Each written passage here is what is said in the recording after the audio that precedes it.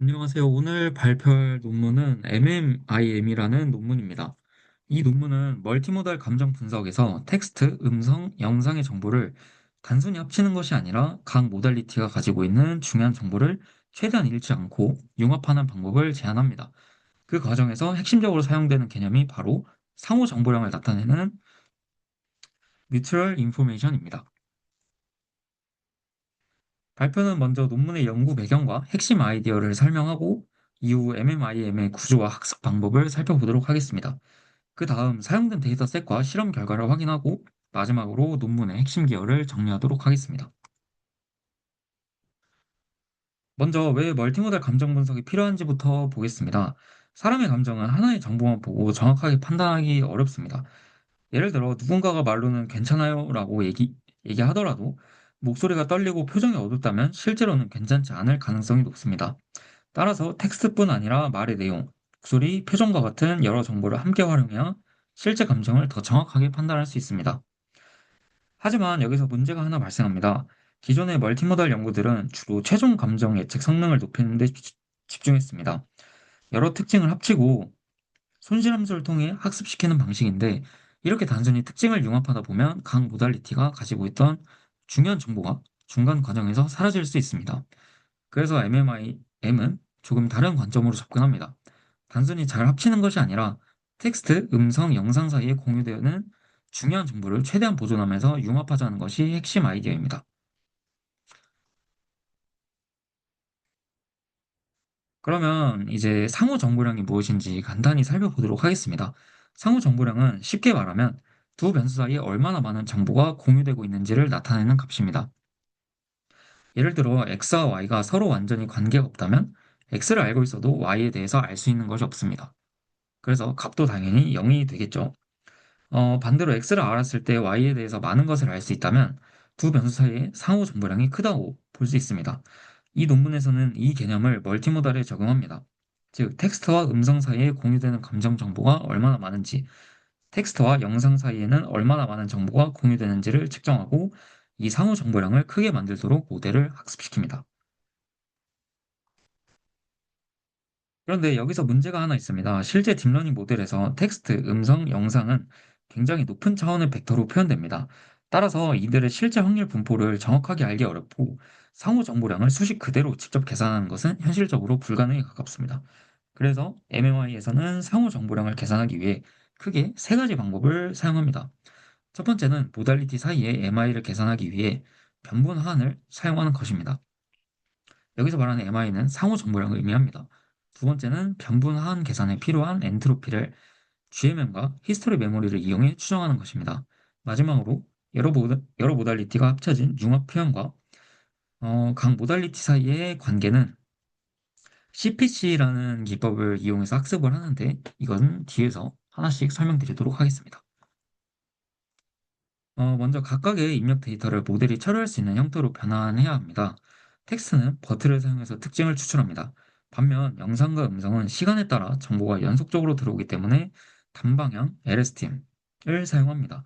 여기서 중요한 것은 버트와 LSTM의 세부 구조라기보다는 텍스트, 영상, 음성처럼 서로 전혀 다른 형태의 데이터를 각각의 인코더에 넣어서 이제 비교하고 융합할 수 있는 벡터 표현으로 바꾼다는 점입니다. 이렇게 해서 텍스트 표현, 영상 표현, 음성 표현을 각각 얻고 이후부터 이 표현들 사이에 상호 정보량을 학습하게 됩니다. 이제 MMI에서 가장 중요한 부분입니다. 앞에서 실제 상호 정보량을 직접 계산하기 어렵다고 말씀드렸죠. 그래서 논문에서는 실제 상호 정보량 자체를 계산하는 대신에 이제 상호 정보량보다 항상 작거나 같은 값, 즉 하한을 계산을 하게 됩니다. 쉽게 생각하면 실제 상호 정보량이 10인지 12인지 정확하게 알 수는 없지만 최소한 뭐 7 이상이라는 값은 계산할 수 있다고 생각하면 편할 것 같습니다. 그렇다면 이 하한을 7에서 8, 9와 같이 계속 크게 만들면 실제 상호 정보량 역시 큰 방향으로 학습될 가능성이 높습니다. 이를 위해서 이제 바버 어그 어그어브라는 사람의 변분 하한을 사용을 하는데요. 이제 수식에서 이 수식을 보시면 X를 보고 Y를 예측하는 확률 분포입니다. 뭐 쉽게 설명드리자면 텍스트 표현 X를 보고 음성 표현 Y를 얼마나 잘 예측할 수 있는지를 학습하는 것입니다. 텍스트를 봤을 때 음성을 잘 예측할 수 있다면 두 모달리티가 서로 많은 정보를 공유하고 있다는 의미가 되겠죠. 따라서 모델은 이제 이 값이 어, 만약에 Y를 잘 예측하도록 학습되고 그 결과 그러니까 잘 예측하도록 학습이 되면 두 모달리티 사이에 상호 정보량 하한이 커지게 됩니다. 그런데 앞에 변분한 수식을 계산하려면 HY, 즉 Y의 엔트로피가 필요를 합니다. 엔트로피는 간단히 말해서 Y라는 데이터가 얼마나 다양한 정보를 가지고 있는지를 나타내는 값입니다. 문제는 음성과 영상의 특징이 고차원이기 때문에 실제 확률 분포 PY를 직접적으로 알 수는 없다는 것입니다. 그래서 MMI에서는 가우시안 믹스처 모델, 즉 GMM을 사용을 합니다. 단순하게 하나의 정규 분포로 데이터를 설명하는 것이 아니라 이제 여러 개의 정규 분포가 섞여 있다고 가정해서 실제 데이터 분포를 근사를 시킵니다. 쉽게 말하면 실제 데이터 분포가 이게 너무 복잡하니까 비슷한 형태의 정규 분포를 여러 개를 조합을 해가지고 대략적인 데이터 분포를 만들어낸다고 보시면 될 것 같습니다. 그리고 이 근사된 분포를 이용을 해서 이제 아까 말한 엔트로피를 계산을 합니다. 여기에 히스토리 데이터 메모리도 사용을 하는데요. 이제 현재 미니 배치에 들어온 데이터만 이용을 하게 되면 데이터가 너무 작기 때문에 분포 추정이 좀 불안정할 수 있습니다. 그래서 이전 학습 단계에서 얻었던 특징들도 일정 부분 저장해 두고 함께 사용합니다. 앞에서 구한 텍스트와 영상 그리고 텍스트와 음성 사이의 상호 정보랑 하한을 실제 모델 학습에 사용을 해야 합니다. 이때 사용하는 것이 이제 LBA라는 손실 함수인데요. 수식을 보면 여기 텍스트, 영상의 상호 정보량과 그 다음에 텍스트, 음성 상호 정보량 하한 앞에 이렇게 마이너스가 붙어져 있습니다. 그 이유는 이제 딥러닝 모델이 기본적으로 손실함수는 작아지는 방향으로 학습하기 때문입니다. 하지만 우리가 원하는 것은 상호 정보량을 크게 만드는 것입니다. 그래서 상호 정보량 앞에 마이너스를 붙여주게 되면 되겠죠. 그러면 모델이 LBA를 최소화할수록 이제 반대로 상호 정보량의 하한은 커지게 됩니다. 즉, 이 손실함수의 역할은 텍스트와 영상, 텍스트와 음성이 서로 관련된 정보를 최대한 많이 공유하도록 만드는 것이라고 생각하시면 될 것 같습니다.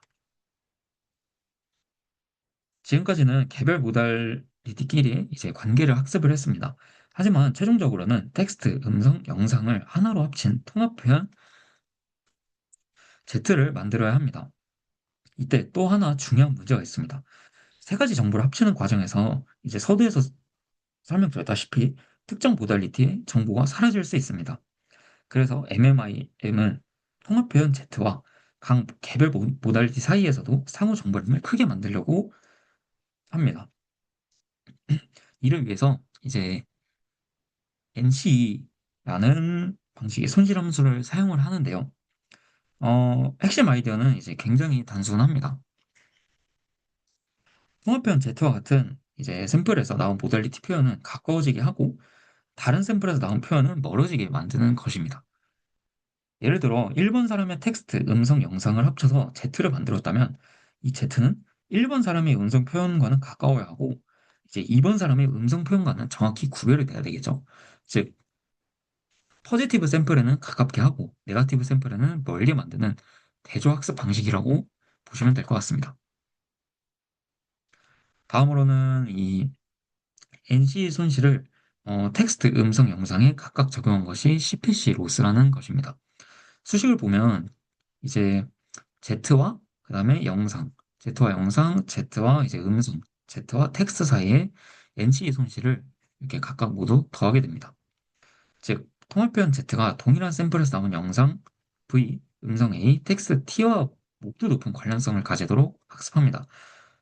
이 부분이 중요한 이유는 단순히 세 모달리티를 합쳤다고 해서 세 가지 정보가 모두 Z에 남아있는 것은 아니기 때문입니다. 예를 들어 텍스트 정보가 너무 강하면 모델이 텍스트만 이용하고 음성과 영상 정보를 거의 무시해버릴 수도 있습니다. CPC 로스를 사용을 하면 통합표현 Z가 각 개별 모달리티와 관련성을 유지해야 하기 때문에 텍스트, 음성, 영상의 유용한 정보가 최종 표현 안에 남도록 유도할 수 있습니다.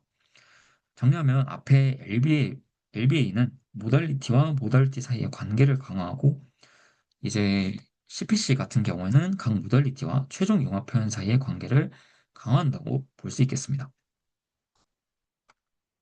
MMIM의 학습은 크게 두 단계로 진행됩니다. 여기 살짝 PPT가 끊기긴 좀 겹치긴 했는데 첫 번째 단계에서는 조건부 우도 최대화를 수행을 합니다. 쉽게 말하면 한 모달리티를 보고 다른 모달리티를 예측할 수 있도록 이제 요 수식을 계산을 합니다. 뭐 예를 들어서 텍스트를 입력했을 때 영상이나 음성 표현을 얼마나 잘 예측하는지를 학습하면서 모달리티 사이의 관계를 미리 파악을 합니다. 그 다음 두 번째 단계에서는 본격적으로 전체 모델을 함께 학습합니다. 최종 손실함수는 세 부분으로 구성이 되는데요. 첫 번째 L-태스크는 실제 감정을 예측하기 위한 기본적인 손실입니다. 두 번째 LCPC는 앞에서 설명드린 것처럼 최종 융합 표현이 각 모달리티의 정보를 유지하도록 만드는 손실입니다. 세 번째 LBA는 서로 다른 모달리티 사이의 상호 정보량을 증가시키기 위한 손실입니다. 그리고 알파와 베타는 각각 이 보조 손실을 어느 정도 중요하게 반영할지를 결정하는 하이퍼 파라미터라고 보시면 되겠습니다. 정리를 하자면 이제 MMI는 단순히 감정을 잘 맞춰라라고만 학습시키는 것이 아니라 감정도 잘 맞추면서 모달리티 간의 그런 관련된 정보도 유지를 하고 최종 통합 표현에도 각각의 정보가 남도록 하라는 세 가지 목표를 동시에 학습한다고 볼 수 있겠습니다. 실험에는 멀티모달 감정 분석에서 많이 사용되는 CMU, MOSI와 CMU, MOSEI라는 데이터셋을 사용을 했습니다. 간단히 소개드리자면 CMU, MOSI는 약 2199개의 비디오 세그먼트로 구성되어 있고 주로 감정의 긍정과 부정, 그리고 감정의 강도를 분석하는 데 사용됩니다. 이제 CMU, MOSEI 같은 경우에는 위에서 설명드린 MOSI보다 더 큰 규모의 데이터셋이라고 생각하시면 될 것 같습니다. 어, 본 논문에서는 이제 평가 지표로 MAE, 그리고 상관계에서 나타내는 correlation, 그리고 7단계 정확도인 ACC7, 그리고 이진 분류인 ACC2, 그리고 정밀도와 재현율을 조합 평균한 F1 스코어를 사용을 해서 비교 분석을 진행을 하였습니다. 다음은 전체 성능 비교 결과입니다. 표에서 MMI를 보면 이제 CMU MOSI와 CMU MOSEI에서 전반적으로 기존 모델들과 비교해서 높은 성능을 보여주고 있습니다. 특히 당시 강력한 모델이었던 셀프 MM과 비교했을 때도 여러 지표에서 성능이 향상되는 것을 볼 수 있습니다. 이제 본 논문에서는 이제 이와 같은 실험 결과를 통해서 모달리티 융합 과정에서 발생할 수 있는 정보 손실을 줄이고 중요한 감정 정보를 더 잘 보존했다고 설명합니다.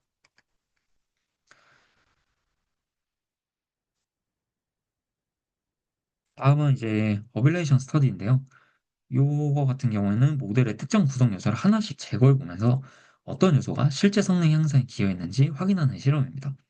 먼저 인터 모달리티 뮤탈 인포메이션을 제거하거나 일부만 사용할 경우 전체 MMIM보다 성능이 감소하게 됩니다. 두 번째는 CPC 로스인데요. CPC를 제거를 하면 통합 표현 Z와 가까이 모달리티 사이의 관계가 제대로 유지되지 않으면서 성능이 감소하게 됩니다. 마지막으로 엔트로피 추정 부분인데요. 특히 히스토리 데이터를 제거를 하면 표에서 볼 수 있듯이 정상적인 학습 자체가 어려워집니다. 네, 보시면 다 넌값으로 표현이 되어 있죠.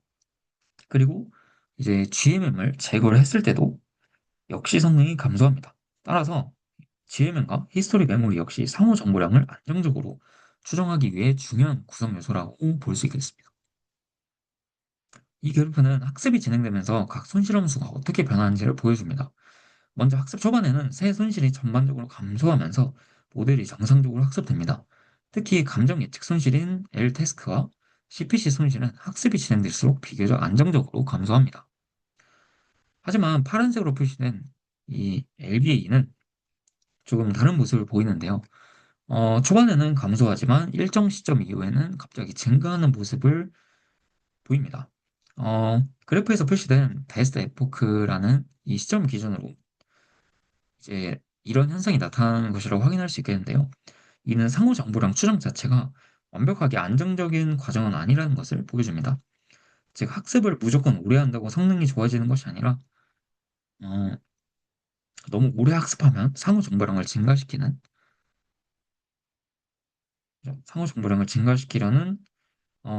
목표와 실제 감정 예측 목표 사이의 균형을 깨트릴 수 있습니다.